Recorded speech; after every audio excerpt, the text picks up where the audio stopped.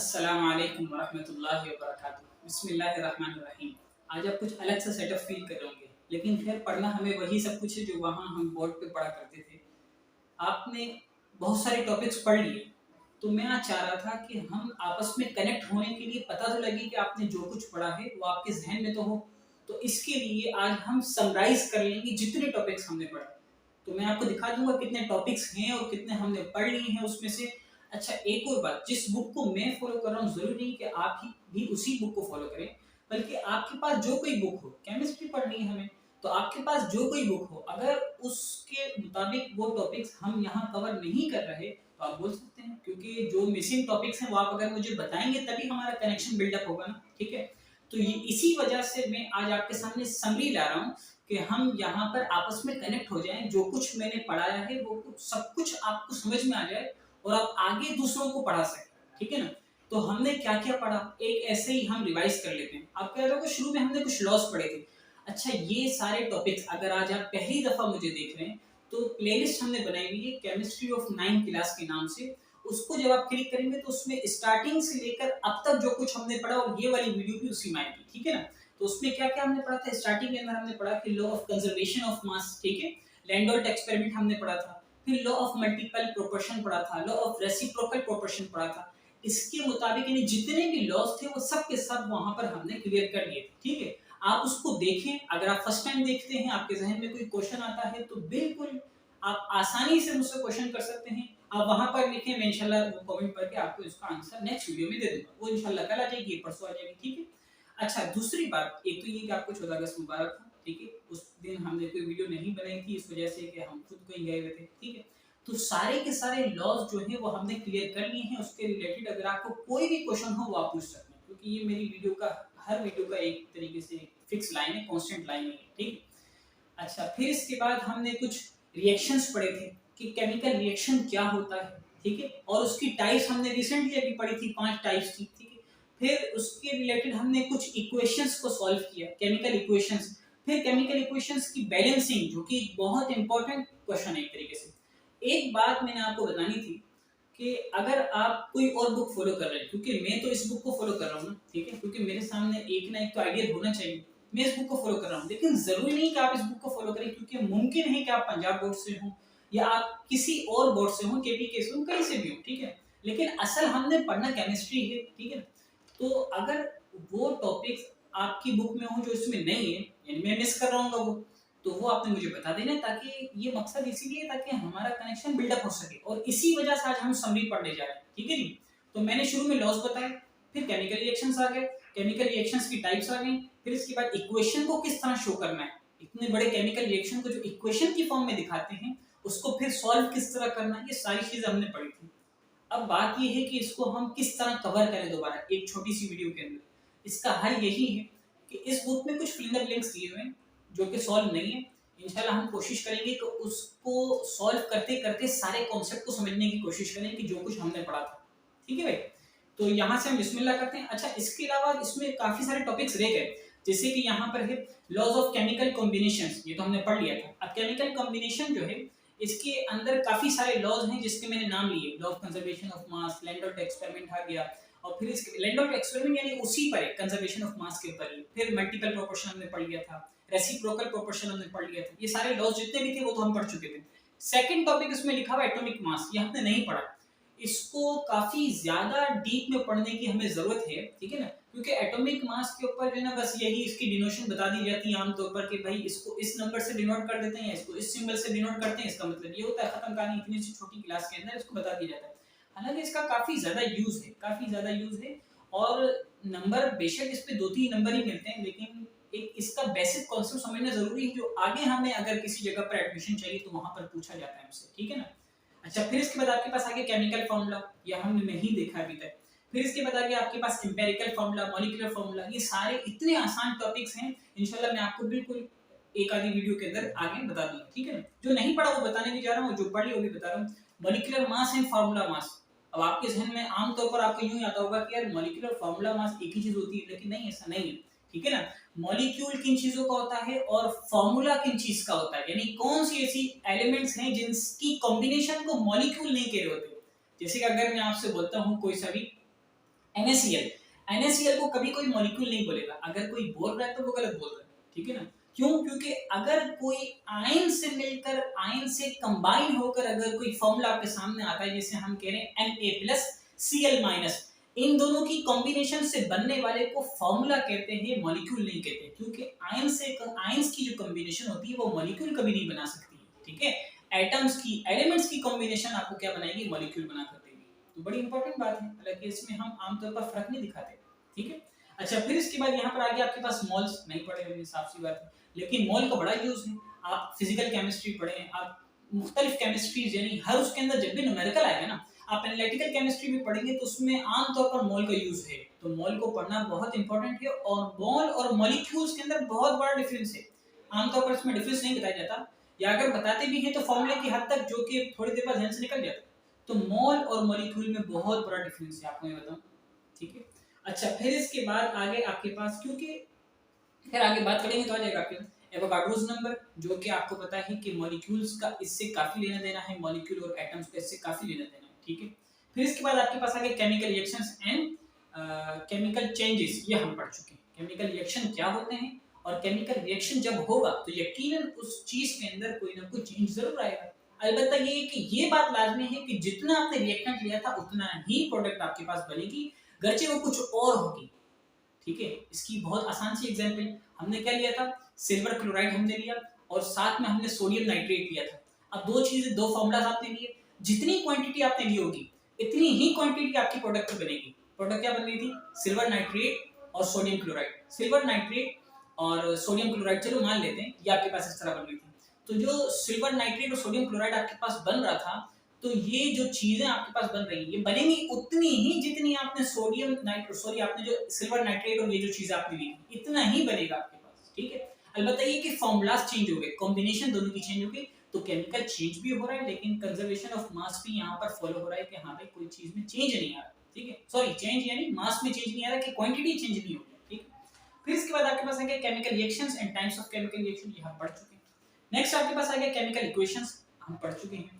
फिर writing of chemical equations, किस तरह लिखना है, ये हम पढ़ चुके हैं। और the balancing of chemical equations, ये हमने ट्रिक के साथ पढ़ा है कि कभी भी आप इसमें फेल नहीं होंगे अगर आपने उस ट्रिक को सीख लिया। 2 वीडियो के अंदर मैंने इसे समझाया था, तो ये आपको playlist of chemistry of 9th class के अंदर आपको ये मिल जाएगी, क्योंकि ये 9th क्लास का तकरीबन कोर्स है, ठीक। आजकल तो हटा दिया गया है, लेकिन हमें तो टॉपिक समझना है, क्योंकि आगे अगर आप किसी जगह एडमिशन लेते हैं, एमकेटी के लिए जो पेपर्स जो फॉलो किए जाते हैं, तो उसके अंदर इस तरह के सारे क्वेश्चंस पूछे जाते हैं, तो इस वजह से मैं आपको पढ़ाने जा रहा हूँ। फिर आगे, अच्छा, और अगर कोई टॉपिक आपने अपनी मर्जी का पढ़ना हो तो इंशाल्लाह हम वो पढ़ लेंगे। तो समरी कुछ इसी तरह की निकलती है कि जो टॉपिक्स मैंने बताए हैं, अगर आपने नोट नहीं किए कोई मसला नहीं है, क्योंकि जो नोट नहीं किए तो प्लेलिस्ट में मौजूद है, वहाँ देख लेंगे वहाँ से। फिर अगर कोई क्वेश्चन हो, आपके करने का काम ये है कि आपको अगर कोई क्वेश्चन हो तो आप मुझसे पूछ सकते हैं।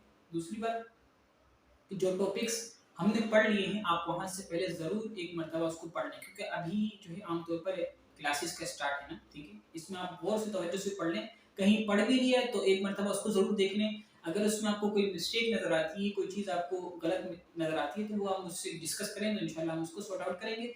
और अगर उसमें आपको कोई इजाफी बात नज़र आती है, आपको नहीं समझ में आती, तो आप मुझसे पूछ सकते हैं, इंशाल्लाह मैं उसका आपको जल्द से जल्द रिप्लाई कर दूँगा, ठीक है। नेक्स्ट वीडियो के अंदर कर दूँगा अगर कोई क्वेश्चन ऐसा लगा मुझे, ठीक है, वरना फिर वहीं कर देंगे, शॉर्ट आंसर हुआ तो।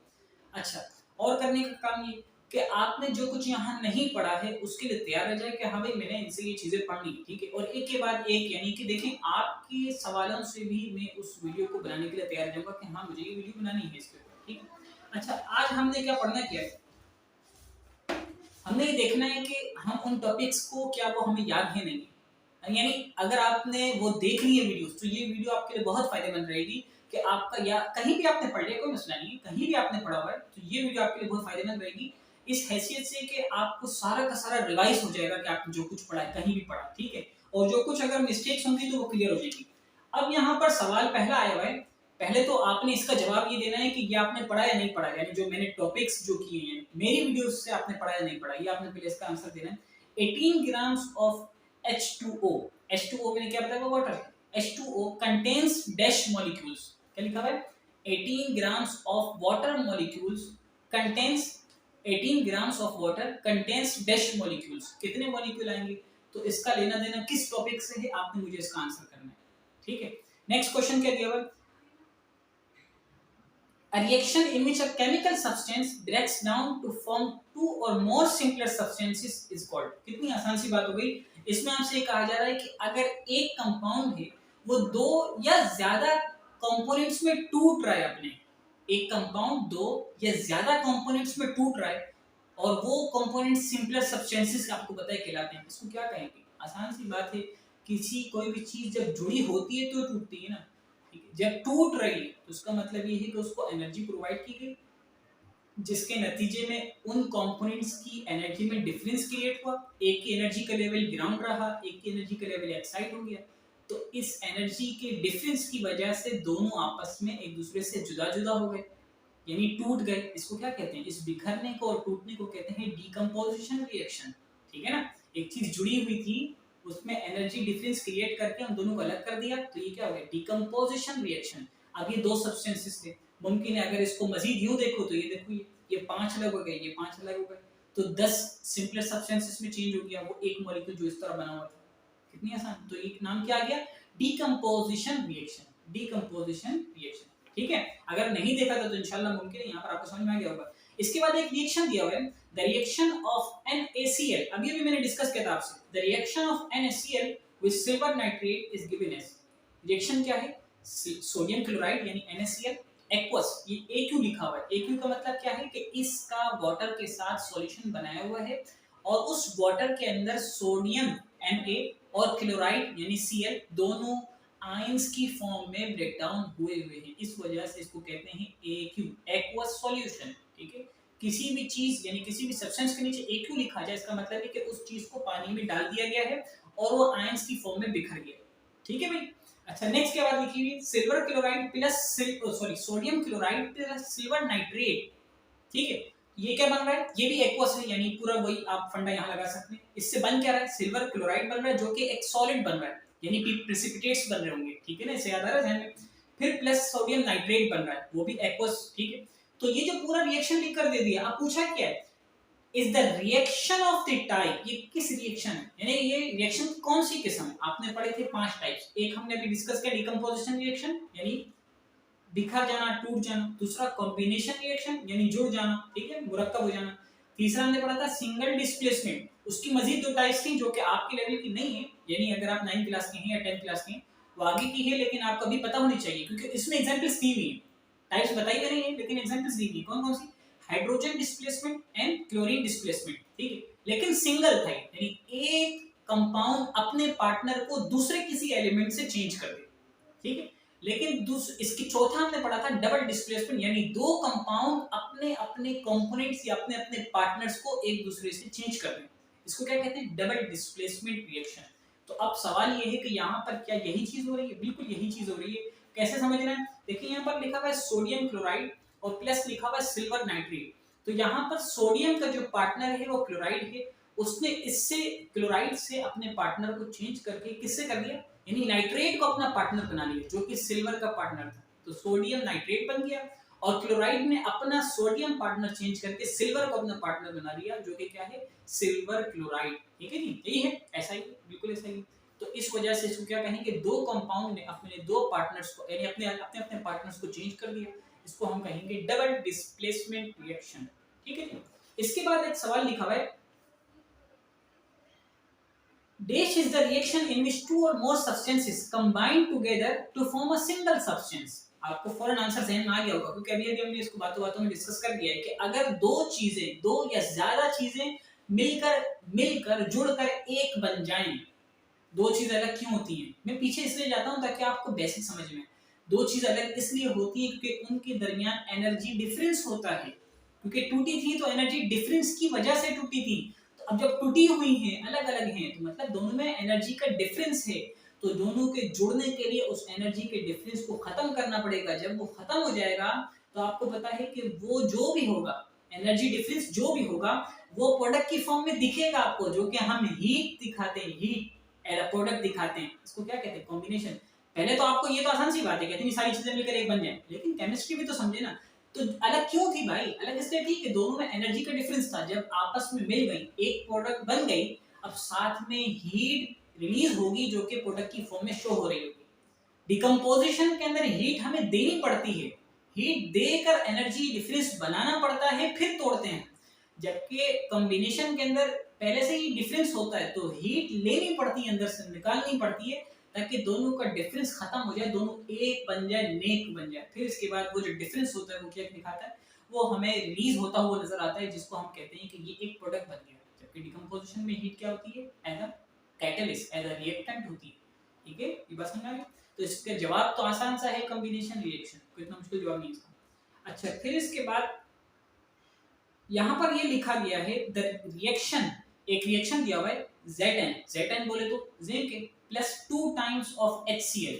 यार देख रहे हैं 2 टाइम्स ऑफ HCl। एक सवाल है आपसे, आपने जवाब देना है कि स्टार्टिंग में अगर 2 लिखा हुआ है तो इसका क्या मतलब है, और जो एक एलिमेंट के नीचे छोटा सा अगर 2 लिखा हो या 1 लिखा हो, 1 तो नहीं लिखा जाता क्योंकि जरूरत ही नहीं है उसकी, या 3 लिखा हो, 4 लिखा हो, जैसे कि आप देखते हैं HNO3, O के नीचे 3 छोटा सा लिखा होता है जिसको सबस्क्रिप्ट में 3 कह रहे होते हैं, उसका क्या मतलब है।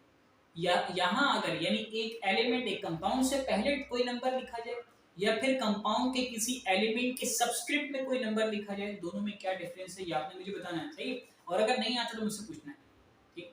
Zinc plus 2 times of HCl, मैं पढ़ भी इसको लग रहा हूँ, प्लस ZnCl2। अब मैंने इसको नहीं कहा कि Zn 2 टाइम्स ऑफ Cl, ये नहीं कहा, देखो पढ़ने में भी डिफरेंस है, लेकिन आपने बताना है कि क्या है, क्या है। जिंक क्लोराइड, ठीक है, प्लस हाइड्रोजन, मैंने 2 टाइम्स ऑफ हाइड्रोजन नहीं कहा, hydrogen gas is the dash replacement reaction. यानी आपसे पूछा गया कि बताएं कि ये भी किस टाइप का रिएक्शन है, और अगर आप कहते हैं कि ये तो डिस्प्लेसमेंट या रिप्लेसमेंट रिएक्शन है तो किस टाइप का है, क्योंकि रिप्लेसमेंट तो दो तरह के, एक है सिंगल, एक है डबल। डबल आपने पढ़ चुके हैं, तो यहाँ देखिए सिंगल हो रहा है, डबल हो रहा है। ये नहीं कहना है कि भाई डबल आ चुका है तब तो सिंगल ही आएगा, नहीं, इसको समझना है। समझना किस तरह है कि जिंक दिया हुआ है और साथ में 2 टाइम्स ऑफ HCl दिया हुआ है। अब यहाँ देखिए जिंक का कोई पार्टनर है, जवाब दें, नहीं जवाब आ रहा, इसका मतलब है कि क्या है भाई साहब, नहीं है कोई पार्टनर। और HCl यानी H का पार्टनर Cl है, Cl का पार्टनर H है यानी हाइड्रोजन है, उसका मतलब है कि एक कंपाउंड का जब पार्टनर ही नहीं है तो डबल डिस्प्लेसमेंट होगा कैसे। अच्छा, फिर देख लेते दोबारा कि वाकई डबल डिस्प्लेसमेंट नहीं है तो क्या सिंगल डिस्प्लेसमेंट भी है या नहीं है, तो है, बिल्कुल है। क्यों, तो देखिए यहाँ पर Cl का जो पार्टनर था वो था हाइड्रोजन, उसने हाइड्रोजन को हटाकर किसको पार्टनर बना लिया, जिंक को बना लिया, ऐसा ही है। ये देख लिया आप, जिंक को बनाया नहीं बनाया, करीब देख लिया, तो ये क्या बन गया, जिंक क्लोराइड बन गया। और क्लोराइड का जो पार्टनर दरअसल वो था हाइड्रोजन, उसने उसको हटा दिया और जिंक को ले लिया। सवाल ये है कि क्यों हटाया, ये सवाल दरअसल है तो हाई लेवल पर, लेकिन इसका जवाब मैं दे चुका हूँ। आप देख सकते हैं वो जो chemical reactions and types of chemical reactions के अंदर मैंने बताया हुआ है कि भाई ये क्यों बताया, ठीक है, यानी क्यों ये इसने अपने पार्टनर को चेंज किया। इसके पीछे एक छोटा सा बेसिक एक फंडा है, वो मैं बता चुका हूँ, ठीक है। अब यहाँ पर लिखा हुआ है टिक द करेक्ट आंसर, क्योंकि ये क्वेश्चन भी आता है, एमसीक्यू पूछे जाते हैं, तो इसका भी हम जवाब देख लेते हैं। कुछ शॉर्ट आपके पास आंसर्स दिए हुए हैं, मतलब यहाँ पर आपके पास जो है ना शॉर्ट चॉइसेस दी हुई हैं, ठीक है, इसको हम देख लेते हैं।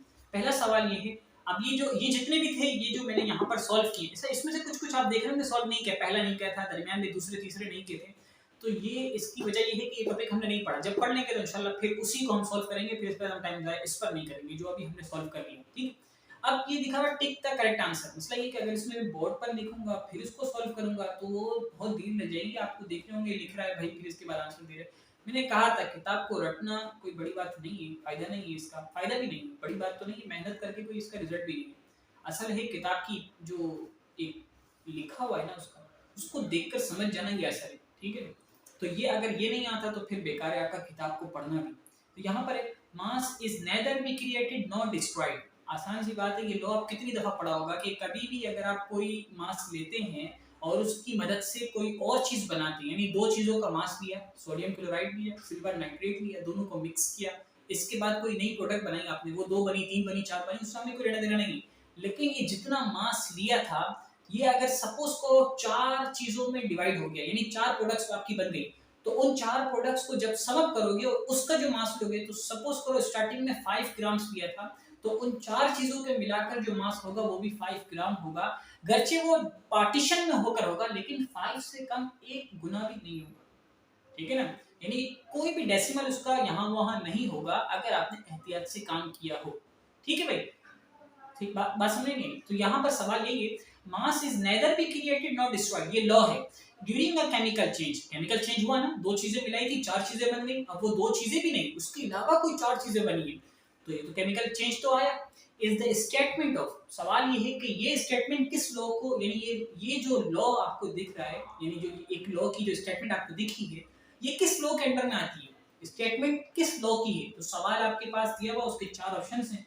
पहला ऑप्शन में नहीं पढ़ता क्योंकि उसका आंसर है लॉ ऑफ डेफिनेट प्रोपोर्शन, हम पढ़ चुके हैं, ये एक अजीब सी कोई बात है, कोई लिंक नहीं है इससे। लॉ ऑफ मल्टीपल प्रोपोर्शन नहीं, ऐसा कुछ भी नहीं है, क्योंकि वो तो आपको अलग ही बताता है कि एक कंपाउंड के साथ कितने दूसरे, यानी एक एलिमेंट के साथ कितने टाइम्स ऑफ एलिमेंट लगाओगे तो एक कंपाउंड बनेगा, ये तो ये सिखाता है आपको। और रेसिप्रोकल प्रोपोर्शन भी ऐसा कुछ नहीं है, ये तो ये नहीं सिखाता।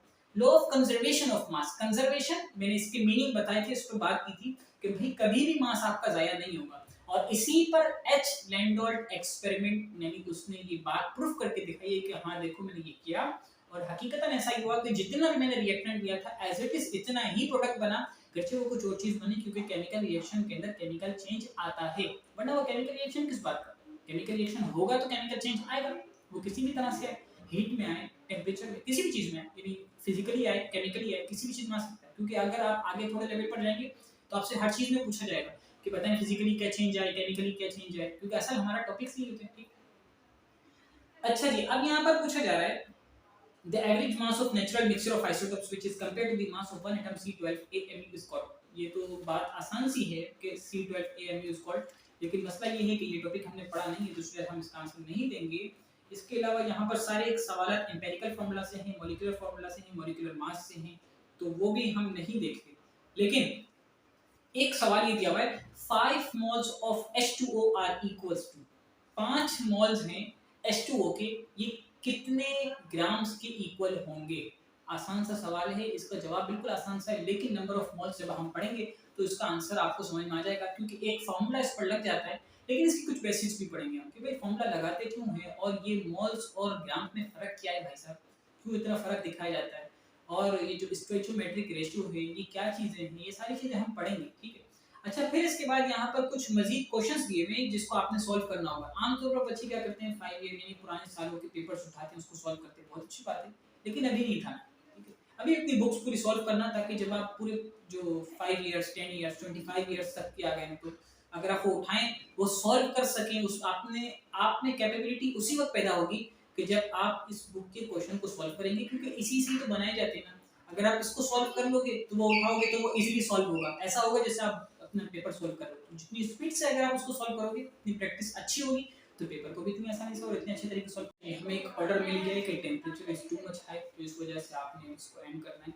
यहाँ पर कुछ क्वेश्चंस हैं, इसका भी इंशाल्लाह हम जो है ना सॉल्यूशन, सारे के सारे क्वेश्चन इंशाल्लाह 2 मिनट में सॉल्व हो जाएंगे। बस मैं बंद करता हूँ क्योंकि दूसरी मरतबा मैंने इसको स्टार्ट किया है, ठीक है। सारे क्वेश्चन बहुत आसान है, क्योंकि इसमें से अक्सर तो मैं करा चुका हूँ, ठीक है ना। आपने देखा होगा ये सारे केमिकल रिएक्शंस में कराए थे, लेकिन मैं आपको बताऊंगा सारे के सारे। कनेक्ट रहने के लिए लाजमी है कि आप मुझे कमेंट्स करके बताएं। बुक मेरे पास ये है, अगर आप कराची से हैं तो ये बुक अपने पास रखें, नहीं तो अब जो नई एडिशन आई है वो रख लें अपने पास, लेकिन जो टॉपिक इसमें मिसिंग हो वो मुझे लाजमी बताएं, या फिर आपने जो टॉपिक्स पढ़ने हो जल्दी, आपके टेस्ट हैं, पेपर है, कुछ भी, तो आप मुझे पूछ सकते हैं, ठीक है जी। अस्सलाम वालेकुम व रहमतुल्लाहि व बरकातहू।